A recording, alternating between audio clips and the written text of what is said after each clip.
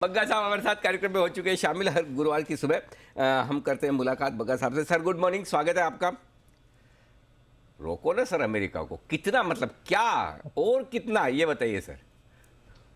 यहाँ से अनिल जी, ओवरऑल ये बैंक ऑफ अमेरिका की एक रिपोर्ट निकली थी 2-3 दिन पहले के बेयर मार्केट्स कितने लंबे रहते हैं। लगभग 280 दिन तक ऑन औसतन लास्ट करते हैं। 2020 का तो शॉर्टेस्ट बेयर मार्केट रहा था। तो वहां से अगर निकालें तो अक्टूबर 22 की तारीख आती है वो बैंक ऑफ अमेरिका की रिसर्च से। अब ओवरऑल अगर आप देखें यहाँ से क्या गुंजाइश है कि लगभग 10% नीचे यहाँ से इंडेक्सेस जा सकते हैं। ये आप सोच के रखिए वर्स्ट केस सिनेरियो। काफी हद तक ऑलरेडी आ गया है। पिछले हफ्ते मैंने आपको कहा था नेस्डैक में ज्यादा कमजोरी है, डाउ और एस&पी में उतनी नहीं है। और हमने देखा नेस्डैक ज्यादा तेजी से गिर रहा है क्योंकि उसमें जो ये प्रॉफिटलेस कंपनीज थी उनका बहुत ज़्यादा भार था। ओवरऑल देखें तो यहाँ से कुछ महीने लग सकते हैं मार्केट्स में रिकवरी आने में, या ये एकदम से टर्न कर सकता है। कल हमें बहुत उम्मीद थी कि अमेरिका की इन्फ्लेशन के नंबर अच्छे आएंगे। 8.1 का एस्टिमेट था मार्केट का, उसके सामने 8.3 आया। पहले मार्केट बढ़े अमेरिका के, बट फिर हमने देखा खत्म होते होते दिन का ट्रेडिंग मार्केट्स बड़ी तेजी से गिरे क्योंकि फेड के जो बॉस्टिक करके एक प्रेसिडेंट हैं, उन्होंने कहा कि ऐसा नहीं है कि हाथ बंधे हुए हैं 0.5 पे, इससे ज्यादा भी हम जा सकते हैं। अब 10 जून को अगली अमेरिका की इन्फ्लेशन के नंबर आएंगे, मई के नंबर। जो ट्रेंड है वो हमें लग रहा है कि इन्फ्लेशन कम होती जा रही है, बट कुछ महीने लग सकते हैं उसमें। मार्केट उससे पहले रिएक्ट कर जाएगा। अच्छी बात क्या होगी मार्केट के लिए कि तेजी से गिरे और खत्म हो जाए जो गिरावट है, वो होने नहीं वाला है क्योंकि बुल्स भी कोशिश करते रहेंगे। अब जैसे एफआईज का हम कहते हैं कि डीआईआई सामने खरीदने आ रहे हैं। 2,90,000 करोड़ एफआईज ने बेचे हैं 1 अक्टूबर से, अगर आप देखें अभी तक।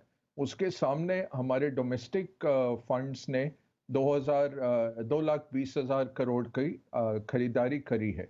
तो अगर एफआईज को, अब एलआईसी आईपीओ भी हो गया है, सामने डीआईज ना आए तो एक लेवल ऐसा आ जाएगा जहां भारत बहुत ही अट्रैक्टिव मार्केट बन जाएगा। बट वो इतनी तेजी से आएगा नहीं इस तरह, क्योंकि सामने बुल है। आज रोज कॉल्स आती हैं कि इस लेवल पे कॉल्स खरीदिए या इस लेवल पे फ्यूचर्स खरीदिए। उसके चलते दो तरफा मार्केट है, एक तरफा मार्केट नहीं है। तो करना क्या है, ये सोच के चलिए कि 10% यहाँ से और गिरावट हो सकती है। अपने क्वालिटी स्टॉक्स आइडेंटिफाई करके रखिए। क्या टाइम है अभी भी मार्केट में निवेश करने का? बिल्कुल, मैं कहूँगा लंबे अवधि के निवेशकों के लिए, अगर आपको पसंद है कोई स्टॉक, उसका कैश फ्लो आपको अच्छा लग रहा है, मैनेजमेंट अच्छा लग रहा है, आरओई अच्छा लग रहा है, जो भी आंकड़े आप लगाते हैं, तो कोई भी टाइम अच्छा है लॉन्ग टर्म के लिए। यहाँ से वर्स्ट केस सिनेरियो 10% यहाँ से और नीचे जाते दिख रहा है। टर्न कब करेगा कोई नहीं कह सकता, क्योंकि एफआईज का जो सेलिंग है वो बरकरार है, वो रुक नहीं रहा है। तीन आंकड़े मैंने पिछले हफ्ते भी कहे थे जो देखने चाहिए। एक, पीक इन्फ्लेशन जब आता है तब मार्केट का टर्न आना शुरू होगा। हमें लगा था कि कल आ जाएगा, वो हुआ नहीं इतनी तेजी से। उसके कुछ कारण है, अगले सेगमेंट में बोलूंगा। बट हो सकता है कि अगले 2 महीने में ये पीक इन्फ्लेशन का स्तर आ जाए अमेरिका में, वो मार्केट्स के लिए बहुत हेल्पफुल रहेगा। दूसरी बड़ी चीज रहती है पीक डॉलर कब आता है। तो जब पीक डॉलर आएगा ये मार्केट टर्न करने लग जाएगा। वो मेरे ख्याल से हो गया है, मई में हो गया है। 104 का जो स्तर था उसके ऊपर डॉलर खुद भी नहीं जाना चाह रहा। और ये जो रिवर्स करेंसी वॉर आ रही है, जहां बाकी सब देश भी कोशिश कर रहे हैं अपनी करेंसी को प्रोटेक्ट करने की, तो मुझे लगता है पीक डॉलर आ गया है। और तीसरा एक बड़ा विषय रहता है कि आपके अर्निंग्स किस तरफ जा रहे हैं। तो अर्निंग्स अभी तो लड़खड़ा ही रहे हैं। हमें लगता है डाउनग्रेड्स ज़्यादा रहेंगे इस अर्निंग सीजन के बाद अपग्रेड्स के सामने। हम देख रहे हैं मार्जिन्स काफ़ी हद तक रिड्यूस हो रहे हैं, तो उसकी वेट करनी पड़ेगी। इसलिए मैं कह रहा हूँ, कह नहीं सकते ये 1 महीना दूर है, 3 महीना दूर है इस मंदी का दौर खत्म होने में। बट ये आपको लीडिंग इंडिकेटर मिल जाएंगे, स्पेशली इन्फ्लेशन और डॉलर बहुत अहम रहेंगे, जो मुझे लगता है अगले 2 महीने में हो जाना चाहिए। सर, इन्फ्लेशन जिसकी हम बात कर रहे हैं, हमारे यहाँ भी आज 7.5% आने वाला है। हमारी पॉलिसी पे आपकी गहरी पकड़ है, हर क्रेडिट पॉलिसी पे आप हमारे साथ होते ही हैं। आज जो खबरें भी चल रही है, जिस पे सुबह हमने भी बात की, कि कहीं कहीं अब ऐसा माहौल बन रहा है 8 जून को हमारे यहाँ आधा से 0.25% बढ़ ही जाएंगी ब्याज दरें, ऐसे डरावने संकेत थोड़े आ रहे हैं। कैसे देख रहे हैं आप अमेरिका के हमारे दोनों के इन्फ्लेशन को और वहाँ के बाद हमारी बढ़ती हुई ब्याज दरों को? जी अनिल जी, देखिए जो बॉन्ड मार्केट दर्शा रहा है, हमारे भी यील्ड थोड़े कम हुए। अमेरिका में भी देखिए 3.13% तक पहुंचा था 10 साल का, और वो फिर 3% से नीचे आ गया है पिछले कुछ दिनों में। वो क्या दर्शा रहा है कि शायद मार्केट्स ने पूरा पचा लिया है इंटरेस्ट रेट्स का हाइक अमेरिका का। अब इसमें चिंता का विषय क्या है? जो आशु मदान जी हैं अमेरिका के सारे, वो कह रहे हैं कि आपको 7% तक ले जाना पड़ेगा, इतनी आसानी से इन्फ्लेशन काबू में नहीं आएगी। जो वहां पे आप कह सकते हैं भसीन साहब हैं अमेरिका के सारे, बुल्स जो हैं, वो कह रहे हैं कि 2.5-3% पे न्यूट्रल हो जाएगा रेट। अभी जो उनका स्वैप मार्केट क्या दिखा रहा है, वो मैं एटलीस्ट 3 बार ही दिन में देख लेता हूं, क्योंकि वो आइडिया मिल जाता है जापान की ट्रेडिंग में क्या हो रहा है, यूरोप में, यूएस में। अभी जो वो दर्शा रहा है, कल इन्फ्लेशन का आंकड़ा आने से पहले 75% प्रोबेबिलिटी थी 50 बेसिस पॉइंट हाइक की 15 जून को, जब फेड की अगली बैठक है। 75% थी वो प्रोबेबिलिटी, रात में अब 92% पे पहुंच गई है। बट 75 बेसिस पॉइंट की कोई प्रोबेबिलिटी नहीं दिखा रहा है। तो सब यही सोच रहे हैं कि 50 बेसिस पॉइंट जून में, 50 जुलाई में, और फिर सितंबर में देखेंगे 1 जून से बैलेंस शीट रिडक्शन भी शुरू हो रही है। और बैलेंस शीट का आप बैक ऑफ द एनवेलप एक कैलकुलेशन रहता है Anil ji, $500 billion balance sheet reduction करेंगे, वो 25 बेसिस पॉइंट कट के 25 बेसिस पॉइंट हाइक के बराबर है। तो वो बैलेंस शीट बढ़ने लग गई और कटने लग जाएगी 5 महीने में। लगभग उधर 500 बिलियन के लगभग निकल जाएगा। वो एक और 25 बेसिस पॉइंट का कट आ जाएगा। फाइनेंशियल सिचुएशन काफी वो हो जाएगी, संकीर्ण हो जाएगी, टाइटनिंग हो जाती है। अब भारत पे क्या इम्पैक्ट है? भारत खेल रहा है रिवर्स करेंसी वॉर के, रुपी ज्यादा नीचे ना जाए।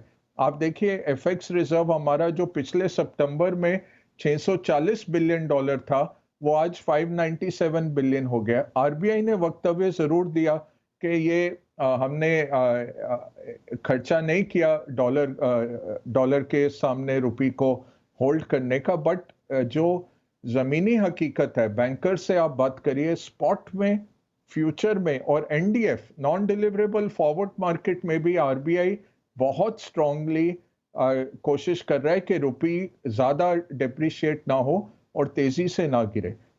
दूसरी बात है जो वक्तव्य आया, और जो उस दिन हम अनिल जी जब विश्लेषण भी कर रहे थे आरबीआई पॉलिसी का, और यही हम बोल रहे थे, अकोमोडेटिव क्यों ये कह रहे हैं जब रेट ये बढ़ा रहे हैं, और लिक्विडिटी 87,000 करोड़ की लिक्विडिटी सीआरआर हाइक करके इन्होंने निकाली है, तो ये अकोमोडेटिव कहां से आया? फिर बाद में पता चला कि जो मार्च 2020 और मई 2020 में 1.25% का जो रेट कट किया था, जब तक वो नहीं हटेगा ये अपने को अकोमोडेटिव बुला रहे हैं। अब इसमें से 40 बेसिस पॉइंट मई के तो बढ़ा दिए गए, अब रह गए जो 75 बेसिस पॉइंट है। सॉरी, मैंने 1.25 का 1.15 बनता है। तो जो 75 बेसिस पॉइंट है वो क्या 8 जून को ही एक बारी में जी। पूरा कर लेंगे? ये अब है वर्स्ट के सिनेरियो, यही है कि 75 बेसिस पॉइंट करके खत्म करेंगे और बोलेंगे अब हम अकोमोडेटिव नहीं है।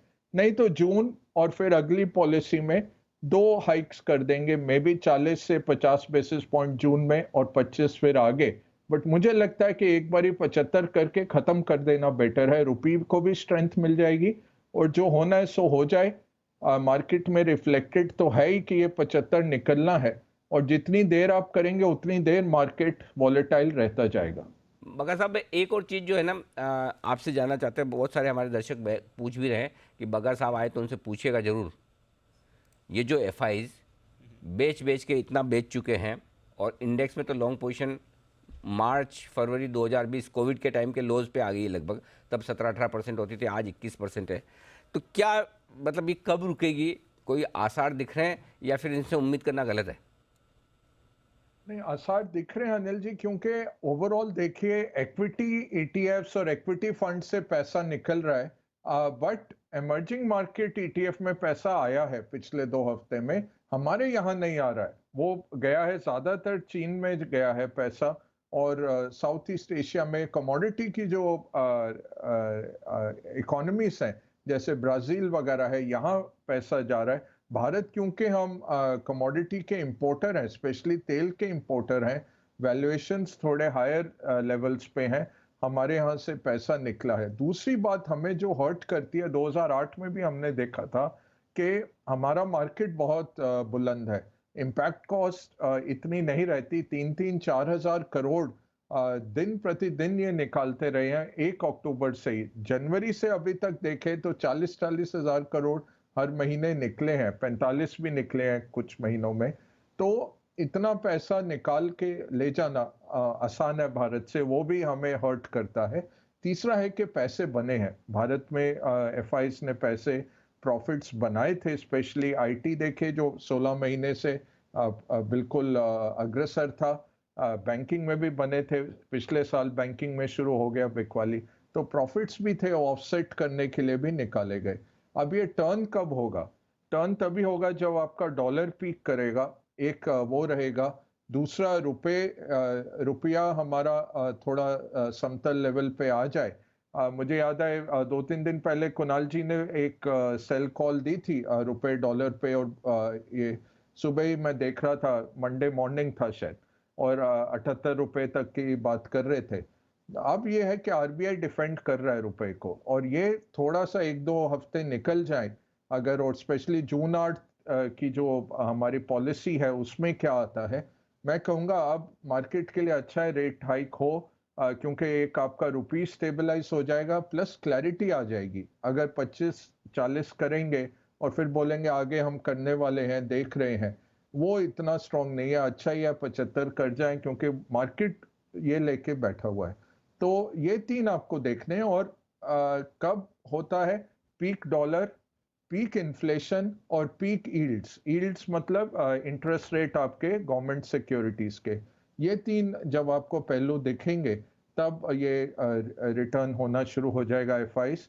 अगेन मैं जैसे बोला 10% मुझे मार्केट और यहाँ पे क्षति हो सकती है। ये अब कितनी जल्दी आता है, ये आयरन क्लैड नहीं होता है कि ये 10% ही होना है, ये 2% 3% पे भी टर्न कर सकता है। बट आप ये सोचिए कैटलिस्ट क्या आएगा मार्केट के लिए, क्या कैटलिस्ट है। अब ये कल मैक्रोन ने कोशिश की मीटिंग करवाने की पुतिन और जेलेंस्की के बीच में, अगर ये मैक्रोन अब इलेक्ट होके आ गए हैं वापस, इस तरह का करार आ जाता है एकदम से, आप देखेंगे कि रिलीफ रैली आ जाएगी। तो इसलिए जो शॉर्ट कर रहे हैं उनको भी बहुत केयरफुल रहना है इन लेवल्स पे, कि थोड़ा सा भी गुड न्यूज़ अगर कहीं से आया तो एकदम से ये टर्न कर सकता है। हमें लगा था कल इन्फ्लेशन का आंकड़ा मार्केट्स को एक स्थिरता प्रदान करेगा, वो हुआ नहीं। अब ये 10 जून को अगली अमेरिका की सीपीआई है, हमारी तो आ जाएगी 7.5% जैसे अनिल जी ने कहा, उसके करीब ही लगता है। क्योंकि अगर आप देखें तेल की कीमतें हमारी 10 मार्च तक तो वैसे नहीं बढ़ी, यूपी इलेक्शन, उसके बाद 10-15 दिन तक नहीं हुआ, 22-23 मार्च से बढ़ना शुरू हुआ और अप्रैल 10 तक बढ़ते रहे। तो ये अप्रैल में पूरा इम्पैक्ट आएगा तेल की कीमतें ज़्यादा बढ़ने का, तो 7.5% लगभग निश्चित है। वो सब मार्केट ने पहुंचाया हुआ है। कैटलिस्ट यही आएगा, यूरोप से कोई खुशखबरी आए, कुछ करार हो जाए, बंद हो जाए जंग। दूसरा कैटलिस्ट ये आएगा कि अब रेट्स बढ़ जाएं और उसके बाद मार्केट बोलेगा चलो जी ये अब हो गया, अब अगले second half of the year में इतना एग्रेसिव इन्फ्लेशन नहीं दिखेगा, बेस इफेक्ट आना शुरू हो जाएगा, उसके चलते आप देखेंगे मार्केट्स रैली करेंगे। वर्स्ट केस सिनेरियो जो मैंने आपके लिए पेश किया 10% नीचे यहाँ से मार्केट्स जा सकते हैं, तो वो आप दिमाग में लेके रखिए। बट मैं फिर भी कहूँगा क्वालिटी कंपनी है तो वो खरीद के बैठ जाइए, उसमें कोई हानि नहीं है, क्योंकि कब ये मार्केट टर्न करेगा कोई नहीं कह सकता। जब टर्न करेगा बड़ी तेजी से बढ़ता है और वो हम कोई प्रिडिक्ट नहीं कर सकते। ठीक बात है, क्वालिटी कंपनी खरीद कर बैठें शांति से और अच्छे स्टॉक्स में लगाएं पैसा, बाकी थोड़ा बहुत बाजार ऊपर नीचे तो अभी चलने वाला है ही। बग्गा साहब बहुत बहुत धन्यवाद आपका समय देने के लिए और बाजार पर पूरा विश्लेषण देने के लिए। सोमवार सुबह बग्गा साहब से फिर मुलाकात होगी, आपसे ग्लोबल मार्केट्स का अपडेट पूरा आउटलुक लेंगे एक ही कंडीशन पर कि उसके बीच में और कुछ बड़ा हो गया तो बग्गा साहब से फिर मुलाकात होगी। नहीं तो सर सोमवार तो पक्का ही है, कुछ बड़ा हो छोटा हो ना हो, लेकिन बीच में जी सर, ये प्रोग्राम में ही अक्षय का फोन आ रहा था कि सर 5 बजे चाहिए क्रिप्टो के ऊपर, ये क्रिप्टो में क्या हो गया। मैं बोला यार टीवी तो देख लो, अपना चैनल तो देख लिया करो। बिल्कुल सब तरफ छाए हुए बग्गा साहब, तो बिल्कुल शाम को 5 बजे भी सर से मुलाकात होगी क्रिप्टो पर। आज विशेष शो हम सर इसलिए करने जा रहे हैं, इसलिए मैंने सवाल आपसे पूछा भी नहीं क्रिप्टो पे, क्योंकि जिस तरह से तेजी से गिरे हफ्ते भर में 30% दाम निकल गए, तो हम लोग सोचते हैं कि हमारी जिम्मेदारी खाली इक्विटी मार्केट के निवेशकों तक सीमित है। क्रिप्टो के भी अपने इन्वेस्टर्स हैं, वो भी दुखी हैं, तो जरा उनको भी एक बार टच किया जाए। तो आज शाम को 5 बजे वो विशेष होगा, बग्गा साहब आपके साथ होंगे ही। सोमवार सुबह आपसे फिर मुलाकात होगी, बशर्ते कि आज रात अमेरिका में कुछ गड़बड़ ना हो। नहीं तो कल सुबह फिर फोन अ फ्रेंड लाइफलाइन यूज़ करेंगे हम बग्गा साहब से मुलाकात करने के लिए। Thank you so much sir, बहुत बहुत धन्यवाद आपका आज समय देने के लिए।